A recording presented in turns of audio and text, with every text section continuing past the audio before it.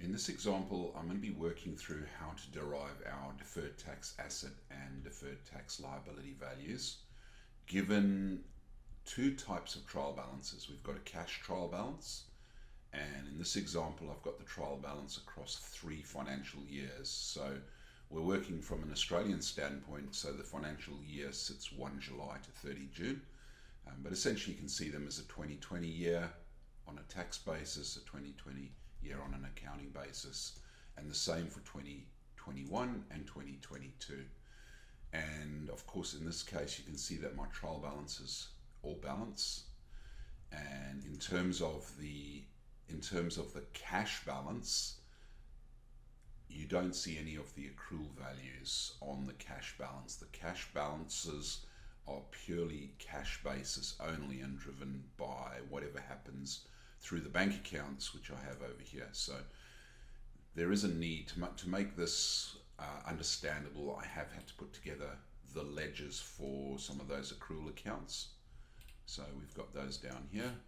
And ultimately what I'm going to be doing is doing a final derivation of the deferred tax assets and liabilities using a movement method. So this movement method is slightly different to, I guess, what you would call a traditional technical approach, where you do a reversal of the opening balances and then you put in the full transaction value for the financial year.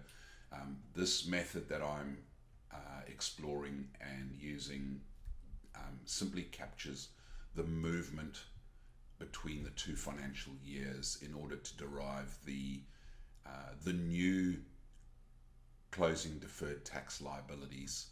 So we have the deferred tax liability that we know that we're going to arrive at, and then we're simply looking for the movement that deferred tax liability balance gives rise to, so we can process the movements. Now this is really just me exploring this in a little bit more detail, so bear with me as I step you through the trial balances to start with.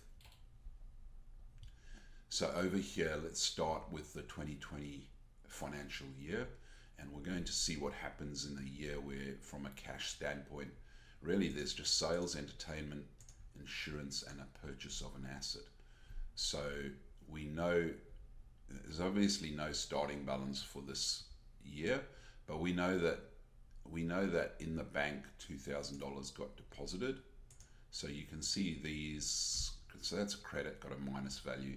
These really are trial balances because they sit with positive and negative values, and of course you can see this sums up like this. So let's just work our way through this first year. As I said, cash basis first. We finally get to a balance on the bank of $1,750, everything happening through the bank there, where there's a purchase of an asset. Now you're only seeing half of that asset there because the other half is written off as a depreciation expense.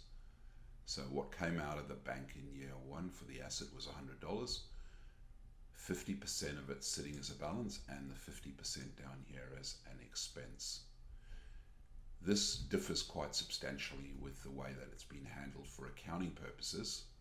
So for accounting purposes, that asset, depreciable asset, sits with a balance of 75, 25 was written off.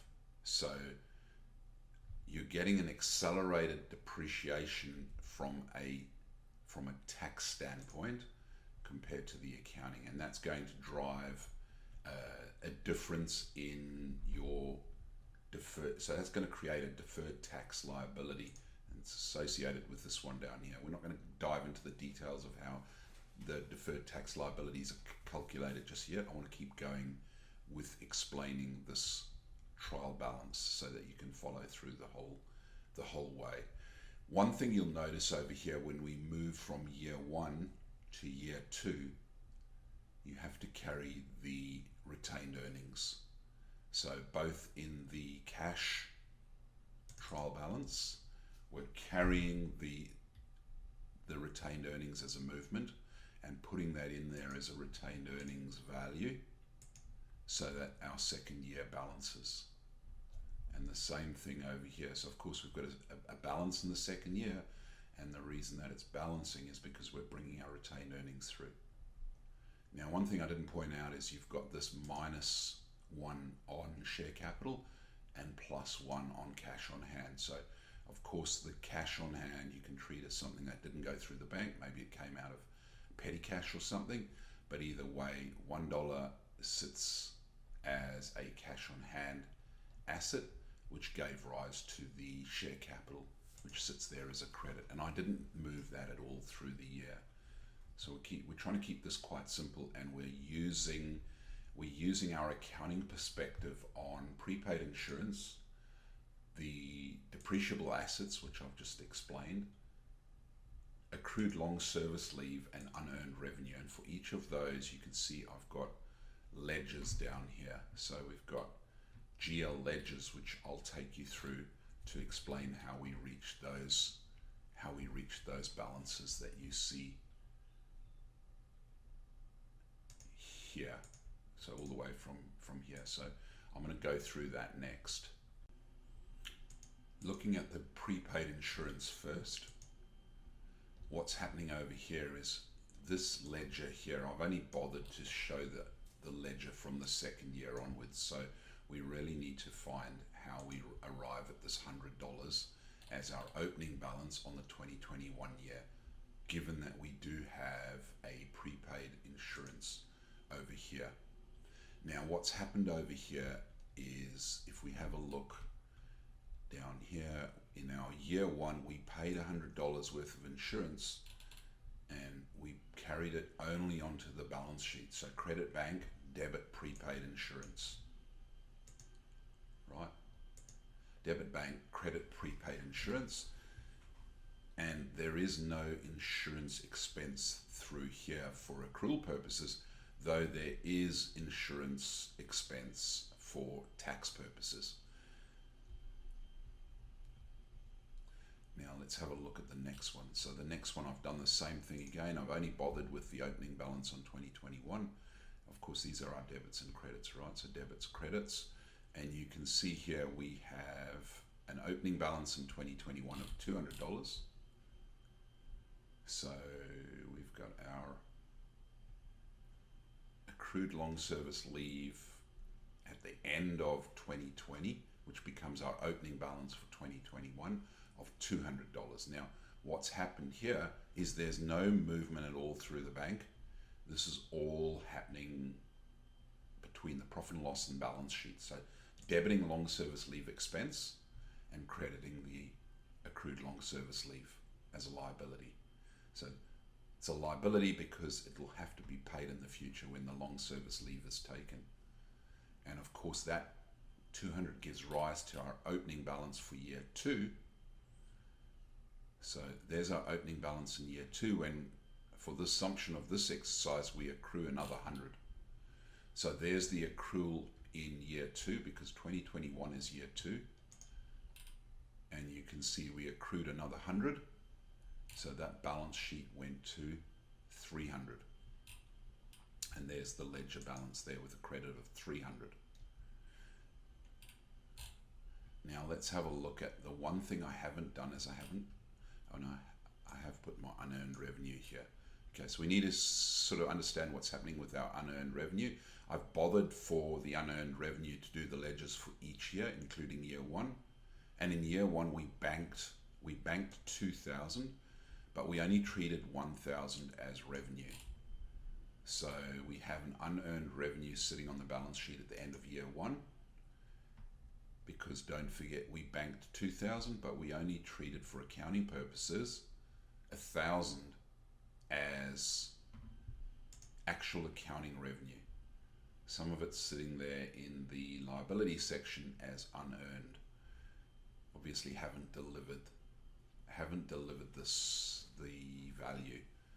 We haven't delivered the services yet. So it's unearned, but we did collect the cash up front, hence why in year one we call it sales, but it's really, I guess you could call it debtor receipts, maybe that's a better term, where we've received 2,000, right, and we see that 2,000 there. But as you can see here, on an accounting basis, we only recognizing 1,000 of that.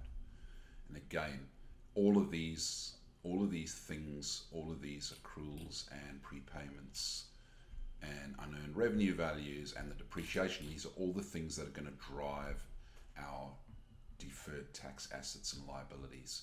I'm going to take you through that in a moment. But let's keep having a look through the trial balance so you can follow along and see what is happening. Now I want to just take you quickly through the tax calc. We'll have a quick look at accounting net income versus taxable income. So it's the taxable income that drives the actual tax payable versus the tax payable, which also includes anything to do with the deferred tax asset and the deferred tax liability, which is essentially what we see here in the income tax expense. So for accounting purposes, we've included the tax impact from the deferred tax assets and the deferred tax liabilities.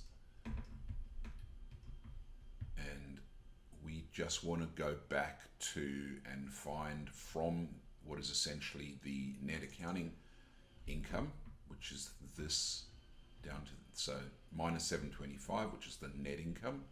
Don't forget it's a trial balance value with the minus, because you've got the revenues with a greater credit. So summing the minus with the plus, and the plus, 725. So that is our accounting profit before tax, net profit before tax. And then what we're doing is we're working our way back down to the taxable income, which derives the tax at 30%. So the tax rate is 30%, 555. We've got a checkpoint over here, and the tax calculated on the, I guess you could call it,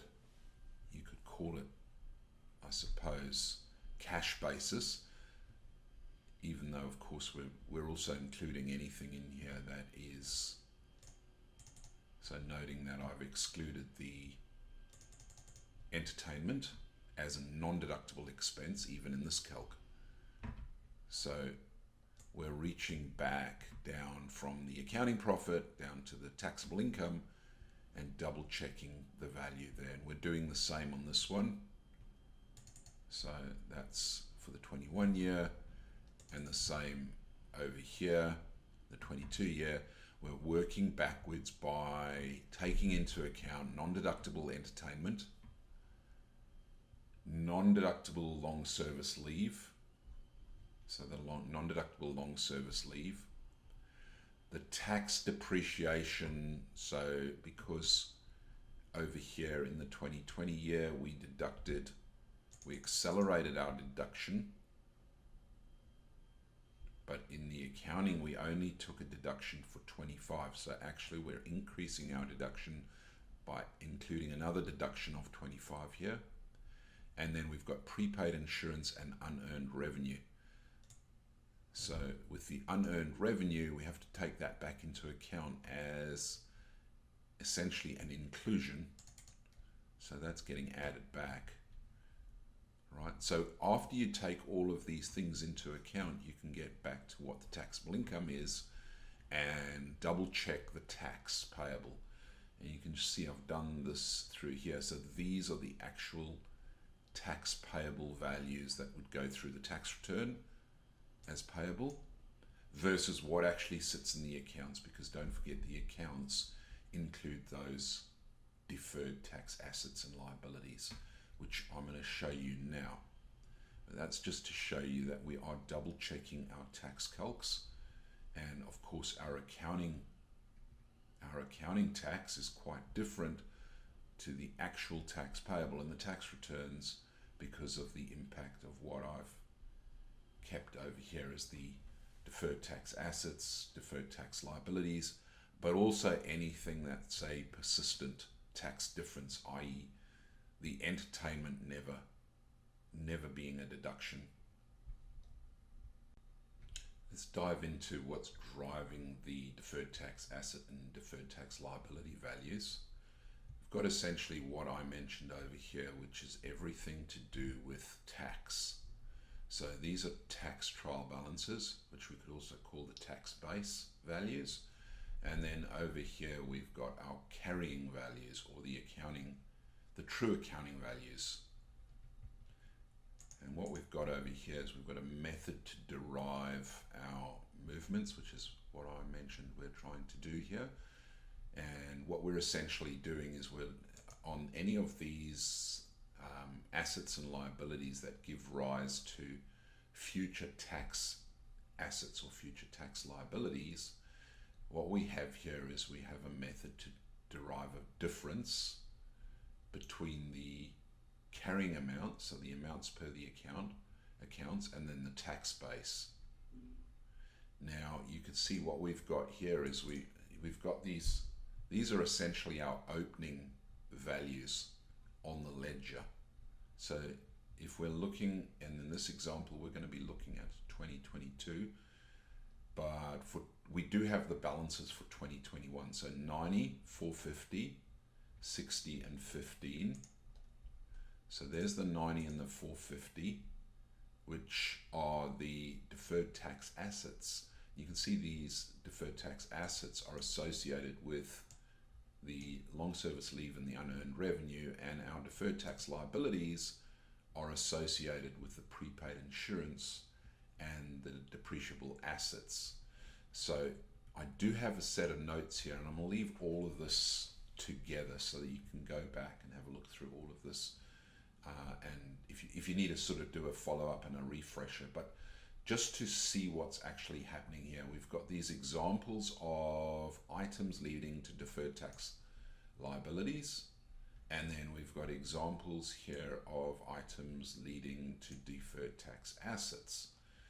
So the sort of general rule goes something like this. There's classes of assets and liabilities. There's classes that lead to deferred tax liabilities, and deferred tax liabilities arise when taxable temporary differences increase future taxable income. Deferred tax liabilities arise from taxable temporary differences where the carrying amount of an asset exceeds its tax base. The carrying amount of a liability is less than its tax base. And then we've got a similar sort of set of examples. So that's deferred tax liabilities. We've got a similar set of examples down here and method to understand what's going on. So deferred tax assets arise when deductible temporary differences reduce future taxable income. So up here it's an increased future taxable income, reduce future taxable income. And deferred tax assets arise from temporary differences where the carrying amounts of liabilities exceed their tax bases, and temporary differences where the carrying amounts of assets are less than their tax bases. So let's just go back now to what we have over here. And these are essentially just being pulled in from the ledger, from the trial balances that I've just showed you, because you can see the source. Now when they pulled through with their negatives and positives. And what I did was I just normalized them here. I just normalized them so that I put everything into a positive state and made them referenceable with, so that from a purely simplistic standpoint, we don't have pluses and minuses. Everything, or other than if there was a plus or minus in the movement, but you can see here the movements are just straight up and down, whereby our opening deferred tax liability minus our closing deferred tax liability, right? So that's what gives us our movement. So the opening deferred tax liability 60 and 15, and the closing 30 and 7.5. So we've got 60 and 15, and that moves from 2021 down to 30 and 7.5. We know what we have on the balance sheet. We know what we know what we need to end up with. And then from this, we're simply deriving the movement, and the movement is giving rise to our set of journals, which is what we'll use to plug into the accounts. So we know what the movement is because, actually, you know what? Yes, no, that's correct, because we do have that movement. The movement is purely the opening DTAs versus the closing DTAs, and the same for the DTLs opening versus closing. We've got our temporary taxable difference, which is calculated as nothing more than the carrying amount minus the tax base. So the carrying amount minus the tax base, and the same for the temporary deductible difference, carrying amount versus the tax base. Right? And then you can see what we're going to get to derive our closing, because obviously you need to derive this value to put it onto the balance sheet. To derive this value, you're simply going 30% times by your temporary difference. And you're doing the same for both the DTA and the DTL. So 30% times your temporary difference. That's why it's actually pretty easy. It's a simple method just to derive the value for what you have in the DTA and DTL balances. So I'm saying it's pretty easy to get to the DTA, DTL balances, but then from once you've arrived at your balances, you now want to put in the journal to drive your income tax expense. And of course, the journal is going to be driven by the difference between the opening and the closing, right? So you can see here, this has gone from 90 to 60, so that must have been credited. The tax must have been debited.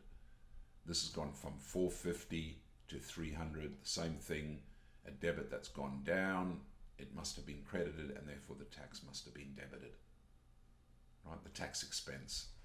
And 60 down to 30, that's obviously a credit and a reduction of a credit, so this has been debited, and the tax expense must have been credited.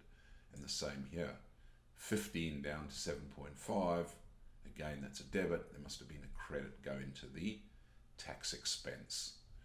But anyway, you can see here, that's essentially, let me go back to the movement, and that's essentially what we're picking up over here. We're just simply picking up the movement between our opening DTL, the opening DTL versus the closing DTL, and the opening DTA versus the closing DTA. But as I said, I've just sort of normalized it over here so that it's evident. Oh, I wonder why we've got 200 here. That's a wrong value. That should be 200, right? Doesn't seem to have changed anything, but that's a fix. So those are the journals that we put through. And sort of to top all of this off, what I did was, let me just pull that up. So what I did was I actually just used an AI to help me derive these values. So just to double check, I've run my sheet. I've run these values through an AI with some instructions, and what have I got out, just to check how this all works. So in terms of the prepaid insurance, don't forget we're only in this case looking at the example for 2022. So you know, we know how we arrived at the deferred tax asset and liability values by simply looking at the difference between the carry values on the tax side, which we call, let's just see what we call that tax side again. So we're looking at the carry between the, let's just see over here,